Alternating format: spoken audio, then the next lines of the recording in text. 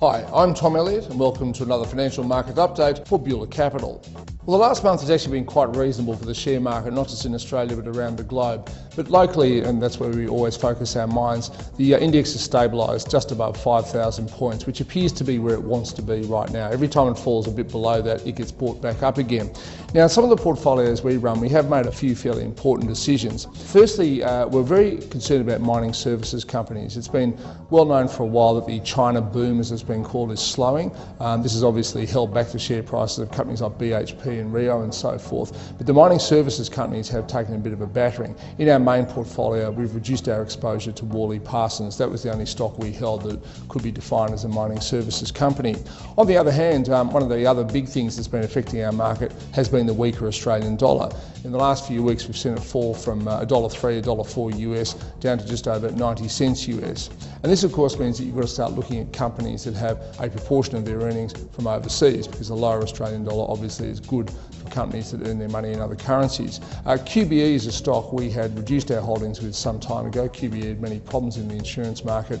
Recently, we've decided to increase our exposure to QBE. They do well when US rates rise, and they certainly do well when the Australian dollar falls. Another stock we've reduced in our portfolio is Coca-Cola Amatil. Locally, their SPC business appears to be struggling. There's been plenty of talk in the media about, the reduction in demand for canned fruit, competition from imports, all that sort of thing. The other issue is Coca-Cola's Indonesian business. There are signs there that sales are not growing as strongly as what we would like. So although Coca-Cola's been a fantastic performer in both our main portfolio and our takeover target portfolio, we've decided to reduce it for the time being. However, we've decided to increase our holding in Caltex. Now again, Caltex had probably run too hard fairly recently. It has pulled back from the $21, $22 mark down to around $18. Caltex, most people still think of as a fuel refiner, but it is pretty much in Australia getting out of the business of fuel refining over the next few years.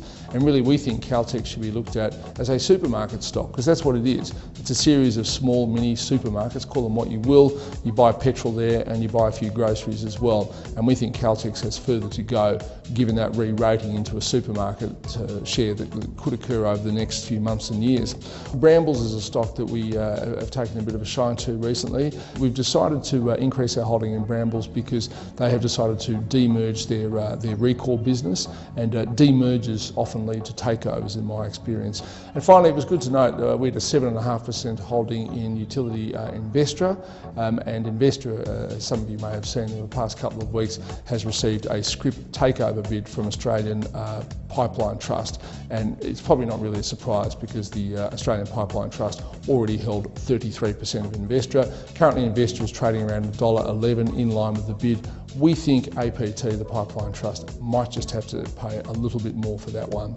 Okay, that's it for another month. I've been Tom Elliott. Thank you very much for your time.